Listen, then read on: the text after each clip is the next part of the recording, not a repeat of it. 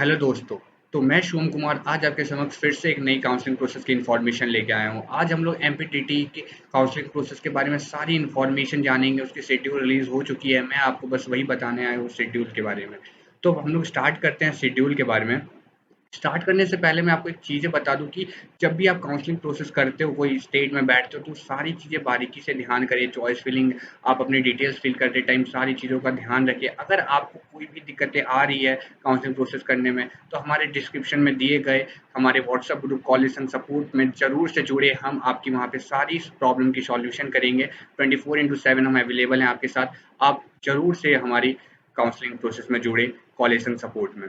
Description में आपको हमारे व्हाट्सएप ग्रुप का लिंक मिल जाएगा। तो चलिए हम लोग स्टार्ट करते हैं अपनी शेड्यूल को। आप ये स्क्रीन पे जैसे देख सकते हैं, ऑनलाइन रजिस्ट्रेशन जो हमारी चीज़ें 13 जून से स्टार्ट हो चुकी है और 25 जुलाई तक हमारी जो भी चीज़ें रजिस्ट्रेशन प्रोसेस चलेगी।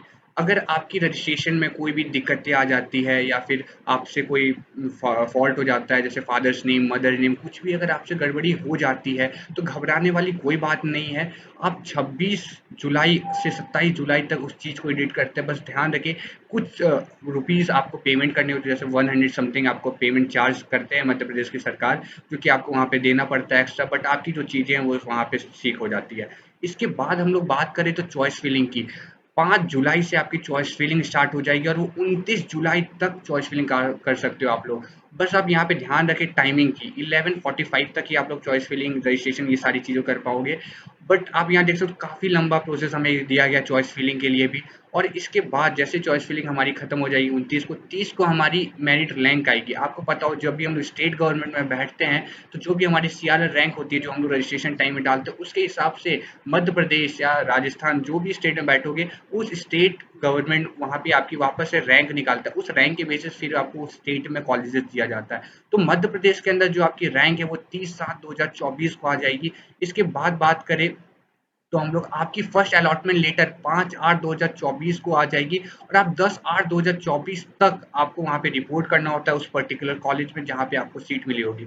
अगर आप अपने कॉलेज से सेटिस्फाइड नहीं हो, तो आप बिल्कुल से आप अपग्रेड राउंड में बैठे। अगर आपको सीट नहीं मिला है फिर भी आप अपग्रेड राउंड में बैठे, ध्यान से बैठे। और अपग्रेड राउंड मैं कहूँगा कि सबको बैठना चाहिए, क्योंकि वहाँ पे अधिकतर चांसेस होते हैं कि आपके कॉलेज चेंज हो जाए, ब्रांच चेंज हो जाए। तो आप जरूर से बैठे। 5/8 से भी आप, जैसे आपकी अलॉटमेंट आ जाएगी उसके बाद ही आप एलिजिबल हो कि आप अपने अपग्रेड राउंड के लिए बैठ सकते हो। तो अब 10/8 तक आप उसके लिए फिर से रजिस्ट्रेशन कर सकते हो। और इसके बाद जो आप अपग्रेड राउंड के लिए बैठोगे रजिस्ट्रेशन करके, उसके लिए 13/8/2024 को आपकी आ जाएगी अलॉटमेंट लेटर और 16/8/2024 तक आपको रिपोर्टिंग करना होता है। बस एक बात ध्यान रखिए, जो एमपी के अंदर है वो वहाँ पे 2 ही राउंड होती है, फर्स्ट राउंड और सेकंड राउंड। और फर्स्ट राउंड के अंदर ही अपग्रेड राउंड का ऑप्शन दिया जाता है आपको, बट सेकंड राउंड में कोई हमारी अपग्रेड राउंड की ऑप्शन नहीं मिलती। तो अब हम लोग बात करते हैं सेकंड राउंड में।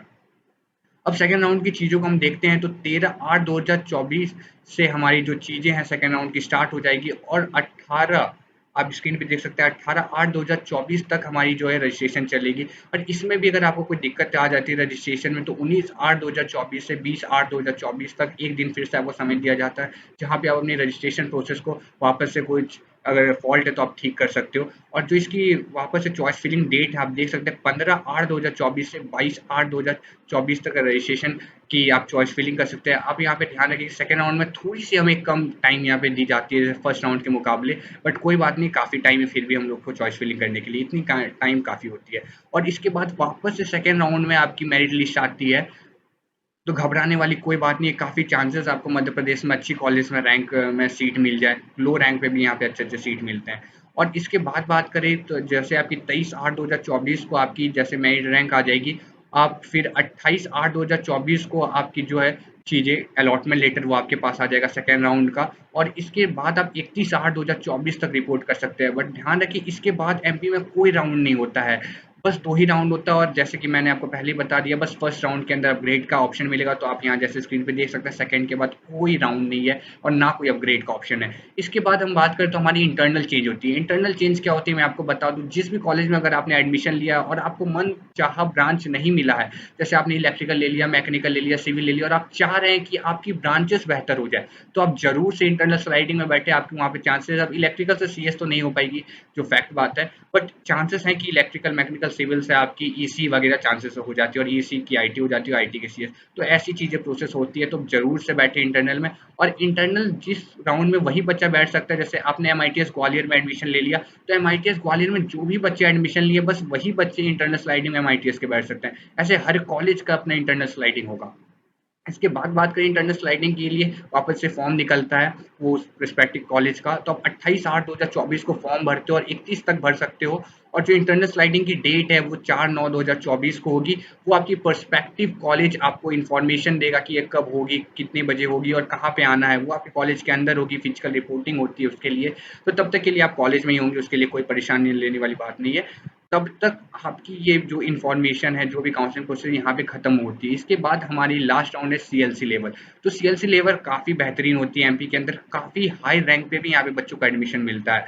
तो अब आप यहाँ पे देख सकते हैं पहली सीएलसी लेवल आपकी 6/9/2024 को आप अप्लाई करोगे, 7/9/2024 तक ही अप्लाई कर सकते हो। देख सकते हो काफ़ी कम टाइम दिया गया है, क्योंकि ऑलरेडी एमपी वालों ने काफ़ी लेट शेड्यूल स्टार्ट किया, तो ये ज़्यादा टाइम सीएलसी लेवल में नहीं देते हैं। अगर आप सीएलसी लेवल के लिए बैठने के लिए इच्छुक हो, तो आप एकदम से ध्यान से बैठ के आप रजिस्ट्रेशन करना, और ज़्यादा चांसेस है कम रैंक पे आपको कॉलेज मिल जाए। और यहाँ पे जो आपकी अलॉटमेंट है वो, जैसे आपने 7 को आप रजिस्ट्रेशन खत्म करती है, आप देख सकते हो कितनी जल्दी अलॉटमेंट आती है। 8/9 को आपकी अलॉटमेंट आ जाएगी और आपको फिर तुरंत से रिपोर्टिंग करना होता है। फिर 9/9 को आप सेकंड सीएलसी में बैठते हो, 10/10 तक रजिस्ट्रेशन कर सकते हो, 11 को अलॉटमेंट आएगी। फिर 12 को थर्ड सीएलसी में बैठते हो, 13 तक कर सकते हो, फिर 14 को आपकी जो है अलॉटमेंट आती है। और लास्ट जो 15 को है, 15 को ही रजिस्ट्रेशन करते हो और 15 को ही आपकी जो सारी चीज़ें एडमिशन वगैरह प्रोसेस हो जाती है। तो एमपी के अंदर ये सारी जो शेड्यूल थी वो मैंने आपको बता दी।